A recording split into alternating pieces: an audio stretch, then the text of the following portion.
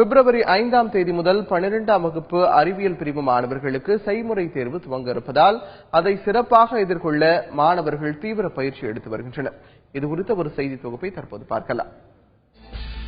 12ஆம் வகுப்பு மாணவர்களுக்கு மார்ச் 4ஆம் தேதி முதல் ஏப்ரல் 1ஆம் தேதி வரையும், 10ஆம் வகுப்பு மாணவர்களுக்கு மார்ச் 15ஆம் தேதி துவங்கி ஏப்ரல் 13ஆம் தேதி வரையும் பொதுத் தேர்வுகள் நடைபெறுகிறது.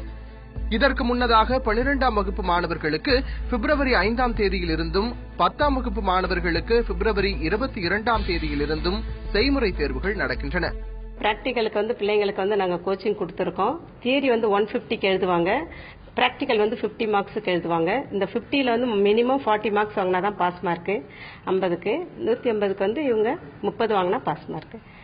அதே மாதிரி 10th பிள்ளைங்களுக்கு 25க்கு எழுதுவாங்க பிராக்டிகல், 15 மார்க் மினிமம் பாஸ் மார்க்கா இருக்கும். செய்முறை தேர்வுக்கான நாட்கள் நெருங்கிவிட்டதால் அதற்கான பயிற்சிகளில் முழு மூச்சுடன் ஈடுபட்டு வருவதாக மாணவர்கள் தெரிவிக்கின்றனர். பிப்ரவரி ஃபர்ஸ்ட் வீக்ல எங்களுக்கு டைம் டேபிள் அனௌன்ஸ் பண்ணிருக்காங்க. பிராக்டிகல் எக்ஸாமுக்காக டீச்சர்ஸ்லாம் எங்களை நல்லா ட்ரெயின் பண்ணிருக்காங்க. நாங்க நல்லா எக்ஸாம் எழுதுவோம்.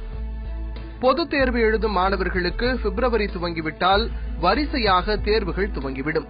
இதனால் தனியார் பள்ளிகளுடன் அரசு பள்ளி ஆசிரியர்களும் போட்டி போட்டுக்கொண்டு மாலை நேரத்திலும் சிறப்பு வகுப்புகளை எடுத்து மாணவர்களுக்கு பயிற்சி அளித்து வருவது குறிப்பிடத்தக்கது.